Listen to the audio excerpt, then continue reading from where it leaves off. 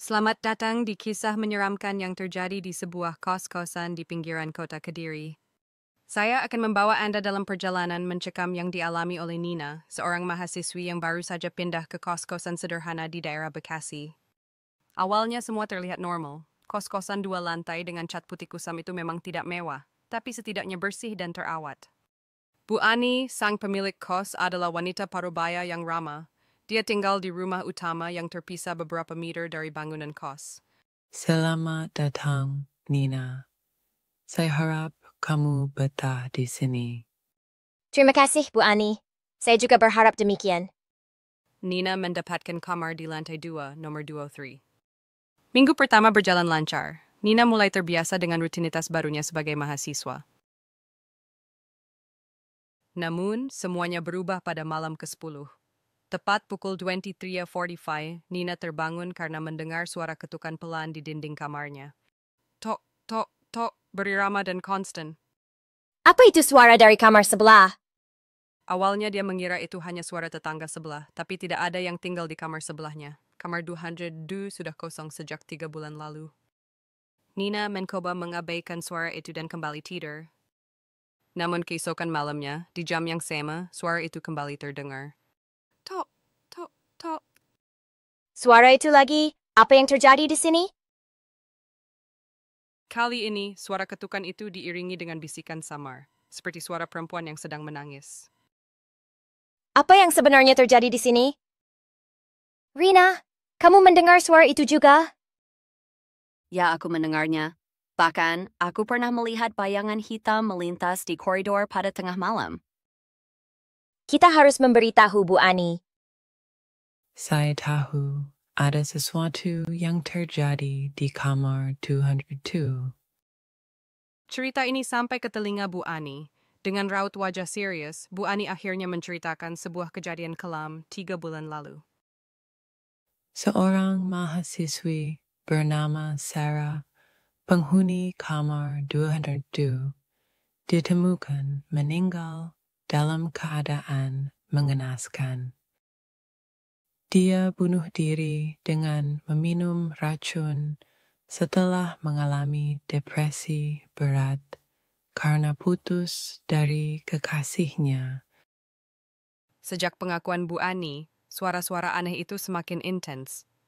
Tidak hanya ketukan, tapi juga suara langkah kaki yang menyeret di koridor, tangisan yang semakin jelas, dan bahkan aroma bunga melati yang muncul tiba-tiba di tengah malam. Nina sering terbangun dan mendapati barang-barangnya berpindah tempat. Puncaknya terjadi saat Nina sedang belajar untuk ujian.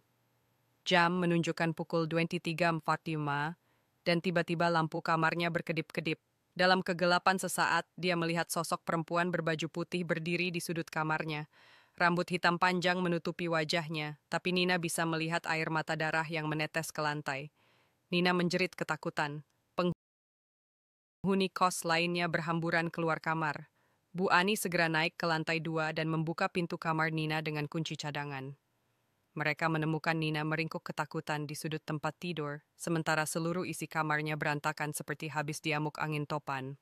Setelah kejadian itu, Bu Ani mengambil tindakan. Dia mengundang seorang ustadz untuk melakukan ritual pembersihan di seluruh area kos, terutama di kamar 202. Ya Allah, berikanlah ketenangan kepada jiwa yang gelisah ini. Selama proses pembersihan, ustadz tersebut menemukan sebuah diary milik Sarah yang tersembunyi di belakang lemari. Ini mungkin milik Sarah. Di halaman terakhir, Sarah menulis permintaan maaf dan penyesalannya karena mengambil keputusan yang salah. Ustadz itu memimpin doa bersama seluruh penghuni kos, mendoakan ketenangan untuk arwah Sarah. Sejak saat itu, suara-suara aneh mulai menghilang. Aroma melati tidak pernah tercium lagi dan ketukan di dinding berhenti sepenuhnya. Nina masih tinggal di kamar yang sama, tapi suasananya sudah jauh lebih tenang. Namun, setiap tanggal 15 hari di mana Sarah ditemukan meninggal, penghuni kos selalu melakukan doa bersama. Bu Ani juga memasang figura foto Sarah di ruang tamu kos sebagai pengingat bahwa setiap kehidupan itu berharga dan bahwa kita harus saling menjaga satu sama lain. Kisah ini menjadi pelajaran berharga bagi seluruh penghuni kos, bahwa di balik setiap kejadian menyeramkan, Ada kisah manusiawi yang perlu didengar dan dipahami. Sarah mungkin telah pergi dengan cara yang tragis, tapi kisahnya membuat komunitas kos menjadi lebih peduli dan lebih dekat satu sama lain. Dan jika Anda pernah mendengar suara ketukan misterius di dinding kamar kos Anda pada pukul 23:45 malam, mungkin itu hanya pengingat bahwa ada cerita yang belum terselesaikan, ada luka yang belum tersembuhkan, atau mungkin ada jiwa yang masih mencari kedamaian. Tapi satu hal yang pasti, cerita horor dari kos-kosan ini akan selalu diingat oleh mereka yang pernah mengalaminya. Sebagai pengingat bahwa dunia ini tidak sesederhana yang kita kira, dan bahwa batas antara dunia nyata dan tidak nyata kadang bisa menjadi sangat tipis, terutama di tengah keheningan malam.